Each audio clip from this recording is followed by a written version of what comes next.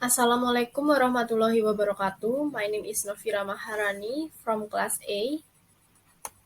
Today I want to criticize the Don't Breathe 2 movie Critic by Christy Lemire.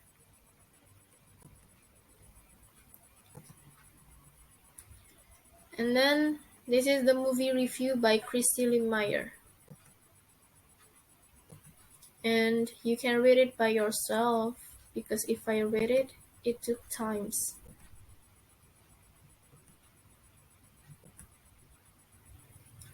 And then this is my critic to her movie review. This reviewer gives us enough explanation. She explains it clearly.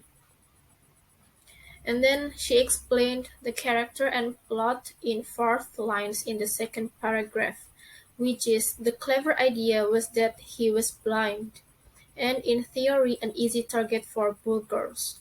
Little did they know they were dealing with a fearsome Gulf War veteran who was intimately familiar with every square foot of the place, and whose other senses were heightened, making him an unstoppable killing machine. And then she also explained the setting and a quiet conflict in the 4th paragraph. Like, Don't Breathe 2 takes place 8 years after the events of the first movie, which actually puts it in the near future if you are keeping track. Sorry.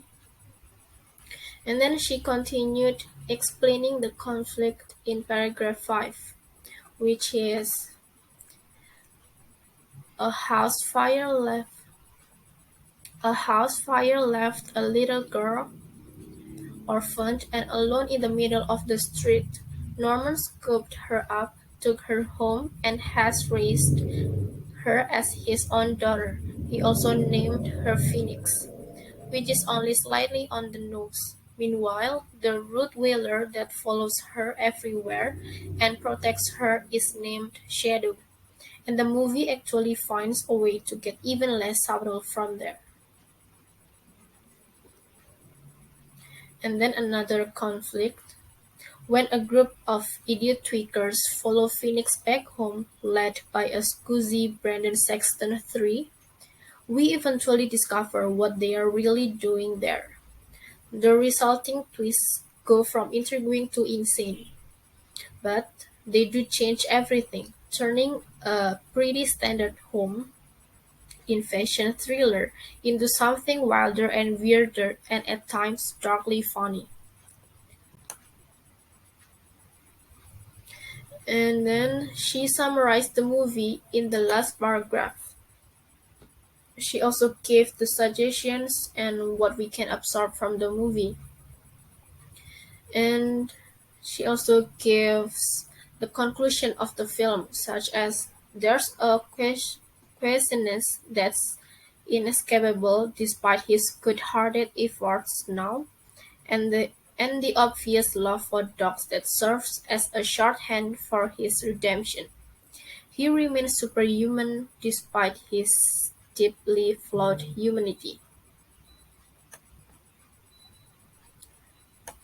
And then the claims that she made is she is still confused to determine whether this is best or worst possible time to release a movie called Don't Breathe 2.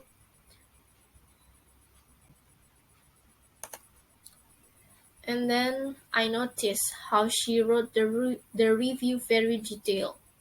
She wrote the movie review very coherent and rational.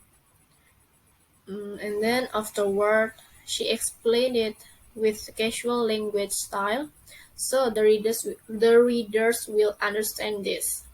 And then uh, she she explained it very easy. So sorry,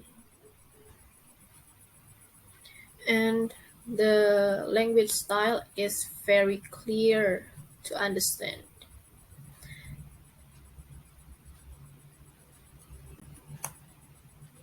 Thank you everyone for hearing this. Sorry, I mean for listening this. Wassalamualaikum warahmatullahi wabarakatuh.